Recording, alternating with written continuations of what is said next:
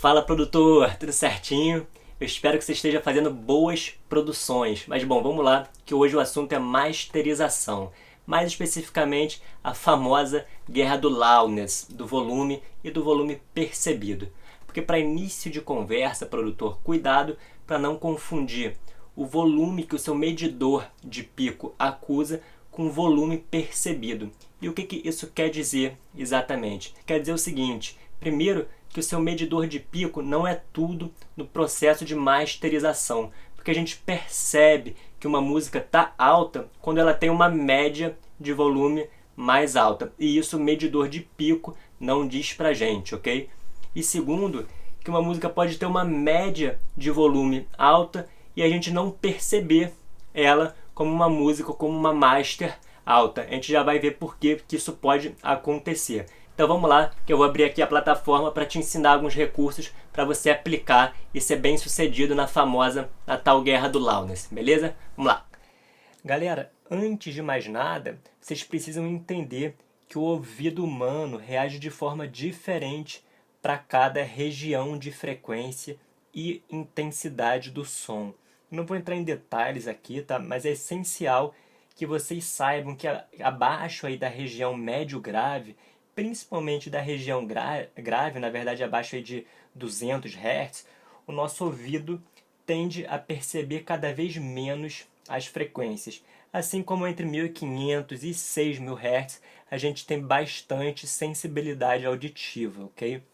Isso, na verdade, já diz muita coisa para o nosso processo de masterização, porque com a região grave a gente tem então um problema duplo, já que a gente não tem tanta percepção assim dessas frequências e ao mesmo tempo por questões eletroacústicas elas ocupam um espaço grande na nossa mix. E isso explica uma coisa importante. É por isso, por exemplo, que uma música pode ter uma média de volume RMS alta e não soar tão alta assim pra gente. Por que isso pode acontecer? Porque ela pode ter muito componente grave. O que vem acontecendo então aí na famosa guerra do loudness é um abuso maior das médias altas e altas frequências em detrimento do peso do baixo, do peso do kick.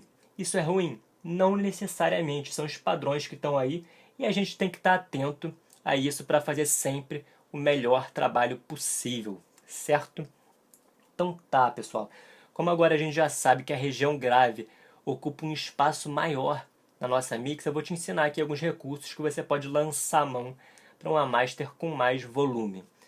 Primeiro, galera, a não ser que você esteja masterizando uma música que realmente dependa aí de bastante subgrave, aplica aí um filtro high pass, tá? Corta aí com um filtro high pass todo o subgrave que o seu baixo e o seu kick não alcancem, tá? Que não esteja na região de frequência deles, beleza? Nesse caso aqui, como eu tenho um kick falando bem em 40 Hz, eu optei por filtrar abaixo disso, tá? Deixa eu colocar aqui para vocês meu kick.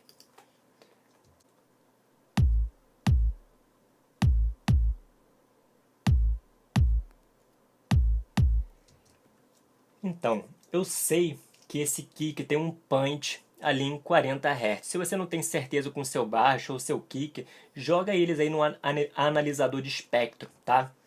Pode ser que você possa filtrar aí um pouco acima, tudo depende dos seus instrumentos e do tipo de mix, obviamente, né, que você quer.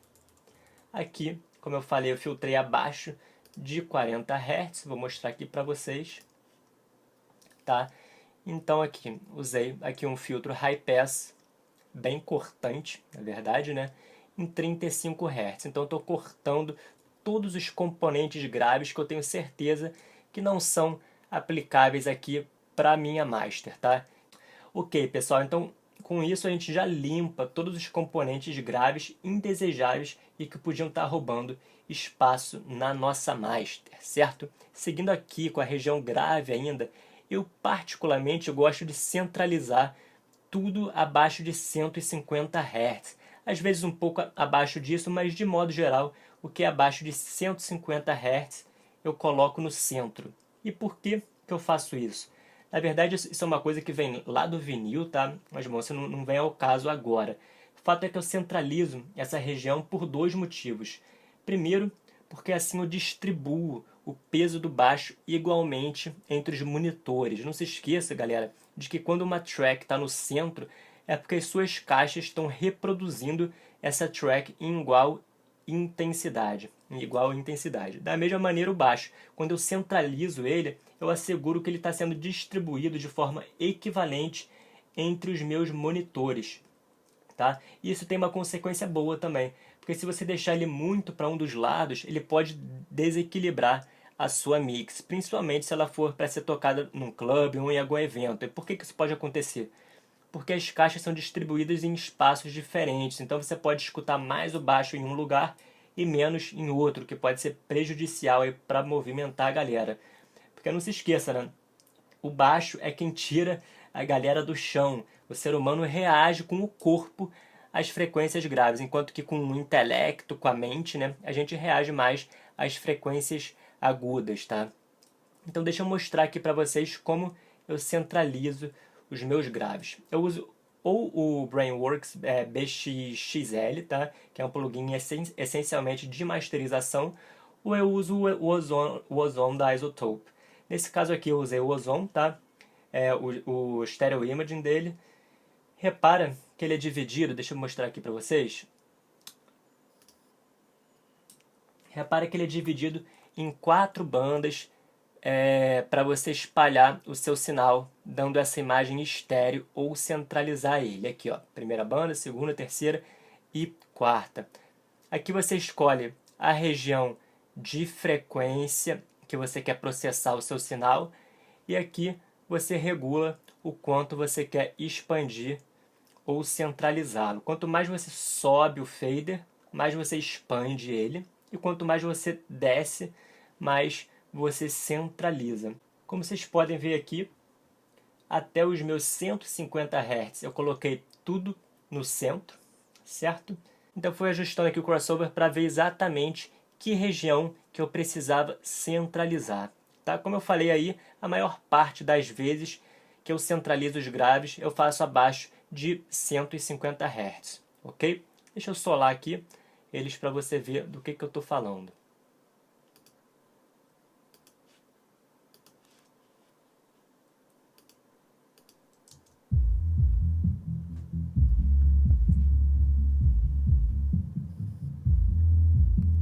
Então, esses são os meus graves. Eles estão completamente, como você pode ouvir aí, no centro, certo? Se eu expandir ele, eu jogo ele para as laterais, ok? Então, ok. Agora, aproveitando aqui o gancho do Stereo Imaging, né, o Stereo Expander, né? Pessoal, para uma master soar alta, é importante ela soar grande, preenchida ali por todo o seu campo estéreo. Tá? Então, para isso, você deve, obviamente, fazer um bom trabalho de panorâmica aí com seus instrumentos, synths e vocais, abrindo um synth para a direita, um backing vocal para a esquerda, sempre cuidando para eles não competirem naquele espaço em região de frequência, tá? Mas você pode aplicar também um Stereo Expander, né? Esse aqui da Isotope, deixa eu abrir ele novamente aqui, que eu fechei sem querer. Opa, aqui. Então esse aqui da Isotope ainda me deixa selecionar a região de frequência que eu quero dar essa sensação estéreo. Tá? Então nesse caso aqui eu dei uma expandida no meu sinal nas médias e altas frequências. Coisa pouca, porque eu já havia feito um trabalho de panoramização dos instrumentos na minha mix, ok? Então tá, voltando aqui agora para os graves, galera, ainda tem uma coisa que eu, de vez em quando, faço em algumas músicas, tá? Que é a técnica da compressão sidechain. No que consiste, basicamente, esse sidechain? Vou fechar aqui. Com sidechain você comprime, você faz uma redução de ganho em alguma track quando outra track é tocada. Você pode fazer sidechain em diversas situações, tá? E hoje em dia é cada vez mais comum nos synths, nos efeitos, etc. Né? Eu particularmente gosto de aplicar no baixo, tendo como trigger, né, como a minha track gatilho, o kick. Por que eu faço isso? Porque às vezes o baixo e o kick competem muito em frequência. Então, quando o kick dá aquele punch ali, quando ele toca, se você estiver querendo uma master mais alta, ele pode distorcer. Então, qual que é a ideia aqui? A ideia é você aplicar um compressor que tem a opção de sidechain no baixo para reduzir o ganho dele quando o kick tocar, tá? Vamos ver aqui como que a gente faz isso. É super simples, na verdade. Como eu falei, você aplica um compressor no baixo ou em outro instrumento que você queira comprimir. Logicamente, um compressor que tenha a opção sidechain. Deixa eu ver aqui. Para depois dizer para sua plataforma qual track você quer que seja o gatilho do seu compressor. No meu caso aqui, como eu já falei, eu estou usando o kick como gatilho. Então, depois de ter habilitado o sidechain, tá aqui tá a opção de sidechain já habilitada, eu venho aqui na mandada do kick e escolho o compressor que eu estou usando no baixo, ok? Então, deixa eu mostrar aqui para vocês que vai ter a opção aqui do meu compressor, tá? Sidechain, compressor, ok? Então é isso, não tem mistério. Então você vai no seu compressor e regula essa compressão. No caso aqui eu usei uma compressão mais forte, de mais de 4:1, tá? Porque eu queria esse efeito de pumping mesmo. Mas o que talvez seja o mais importante aqui seja a setagem do ataque e do release, galera. Por quê? Porque eu quero que o compressor atue exatamente no momento em que o kick bater, tá? Ele tem que reduzir o ganho do baixo imediatamente após o kick tocar, porque o problema aqui é que como esse baixo tem bastante subgrave, eles estão competindo ali na região dos 40 Hz. Então, se eu não segurar esse baixo, reduzindo o nível quando entra o kick, o meu sinal vai distorcer, ok? E aqui eu estou falando de distorção forte, tá? Não de soft clipping, beleza? E ao mesmo tempo, obviamente, eu quero o peso desse baixo, mas então que esse peso entre logo após a batida do kick. Show? Para isso eu setei aqui um ataque muito rápido, o mais rápido possível, na verdade, para ele reduzir o ganho imediatamente, e um release rápido também, para ele não reduzir o ganho do meu baixo durante toda a duração da nota. Eu quero que ele deixe de atuar logo após o transiente do kick, tá bom? Só um parênteses, pessoal. Eu fiz aqui o sidechain no Cubase, tá? Mas todas as plataformas seguem a mesma lógica. No Pro Tools, a única diferença é que você tem que enviar o compressor para um bus, que vai ser o mesmo bus do Send, tá? No Fruit Loops vai ter um botão de sidechain nas tracks e etc. Tá bom?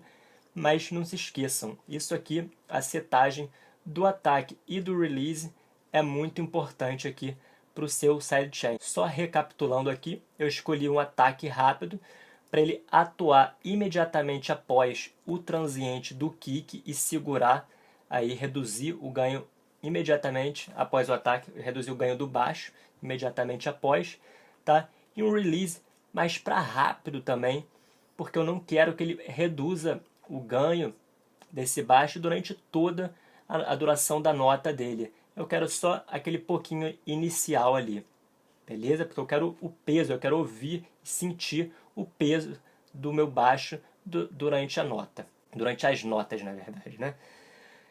Ok, pessoal. Esses são alguns dos recursos que eu uso para tratar os meus graves e subgraves. Logicamente, o sidechain é feito na mixagem, né? E não no processo de masterização, porque de modo geral, a gente, ou o profissional de masterização, trabalha já com a sua track estéreo, né? Com a sua mix estéreo, ou no máximo com as stems, o que pode não incluir aí separadamente o seu kick e o seu baixo. Pessoal, antes de eu partir aqui com os agudos e a parte de compressão, eu vejo muito produtor cortando os médio graves e médio agudos até do baixo. Não faça isso, tá? Porque como já foi dito aqui, o ouvido humano percebe mais as frequências médias e agudas que os graves e subgraves. Então, se você mata aí as médias, o seu baixo vai consequentemente perder a percepção de punch. Então, você teria que dar mais volume nele, o que certamente tomaria mais espaço na sua mixagem e dificultaria você conseguir um bom volume na sua master, tá? Além disso, a maior parte do público que vai ouvir suas músicas ou as músicas que você está produzindo aí vão ouvir numa caixinha de som que não responde a essas low frequencies, né? Essas baixas frequências. Então, nada mais errado que você cortar os sons os seus médios, os médios do seu baixo, a não ser obviamente que você tenha um bom motivo para isso. Show? Então vamos lá. Vamos falar aqui agora como que você pode conseguir um bom volume ou boa percepção de volume na sua master tratando os agudos. Pessoal, primeiro vocês têm que entender que quando você aumenta o nível médio RMS da sua master, você aumenta a percepção de volume dela. Então uma track com muito pouca compressão dificilmente vai ser percebida como uma track alta, ok? A média RMS dela vai ser mais baixa, porque ela vai ter momentos muito baixos. Ela pode até ter momentos mais intensos, mas como ela vai ter momentos muito sutis, a nossa percepção é que ela tenha realmente pouco volume. E aqui eu estou falando de pico, ok? O peak level, que é o medidor que a gente mais usa, ele é instantâneo, ele mede ali o nível em dBs daquele exato momento, tá? Mas o nível médio RMS é um medidor mais complexo, tá? Que calcula aí a média ali do nível de voltagem dos seus sinais elétricos, tá? Mas bom, então como que a gente aumenta a nossa média de volume? Como eu já falei, né, a compressão é certamente um recurso, mas a adição de harmônicos também é muito bem-vinda aqui nessa hora. E o melhor processador para isso, na minha opinião, é o Aural Exciter, que incrivelmente aí traz os harmônicos das frequências selecionadas sem dar ganho nelas. Um equalizador comum aumenta o nível das frequências selecionadas, o que acarreta numa percepção de perda de nível em outras regiões. Já o Aural Exciter ele excita aqueles harmônicos sem dar ganho na região de frequência, trazendo ela para frente e com mais clareza e aumentando certamente a sua percepção de volume. No caso aqui, ao invés de aplicar na minha master, eu inseri nesse pad aqui que eu vou mostrar para vocês e funcionou muito bem, tá?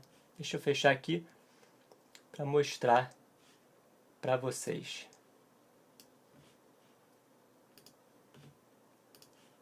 Aqui com o Aural Exciter.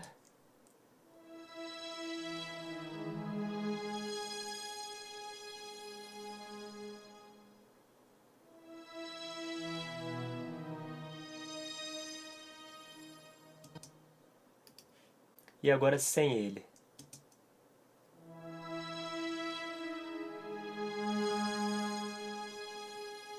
Que eu vou inserir ele aqui no meio.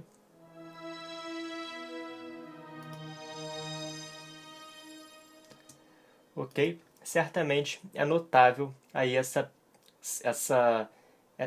excitação dos harmônicos e que traz aí uma maior percepção do nosso nível médio de volume, ok? De modo geral, pessoal, essa excitação de harmônicos, né, vai funcionar melhor em tracks onde você tenha médias altas e altas frequências, tá? Galera, para fechar aqui, é importante falar sobre a regulagem do seu limiter. Antes de mais nada, o que é o limiter, né? O limiter é basicamente um compressor, mas com uma taxa de compressão com um ratio muito alto, limitando o seu sinal ali abaixo do seu threshold, do seu limiar. Os limiters geralmente têm só o controle de entrada, de saída, de ataque e release, tá? Na entrada, você define o quanto do seu sinal vai entrar e ser processado pelo seu limiter. Obviamente, quanto mais sinal entra, mais alta vai ser a sua margem, então você tem que regular, né, a sua entrada de forma que a sua música não distorça, mas que tenha um bom volume, naturalmente.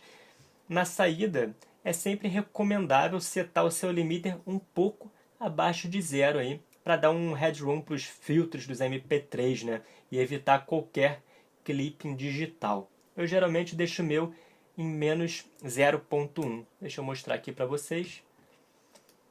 Nessa track aqui, nessa música eu usei o T-Rex. Então aqui está a saída dele em menos 0.1. E agora o ataque e o release, que são os controles mais importantes aqui para essa etapa final da nossa master, galera. Quanto mais rápido o ataque, mais ele vai segurar, né? Então você pode dar mais ganho na sua entrada, Mas mais transientes ele vai matar também da sua música, tá? Então se você tem uma caixa ou um bumbo muito presente, vai descendo aí o seu ataque devagar para ver até onde vai bem, sem comprometer o impacto aí da sua música, o impacto da sua caixada ou o punch do seu kick, ok? E quanto ao release, se você deixar ele muito lento, você vai ter muita redução de ganho, o que você não quer naturalmente para a sua master. E ainda pode dar um efeito de pumping, o famoso efeito de pump.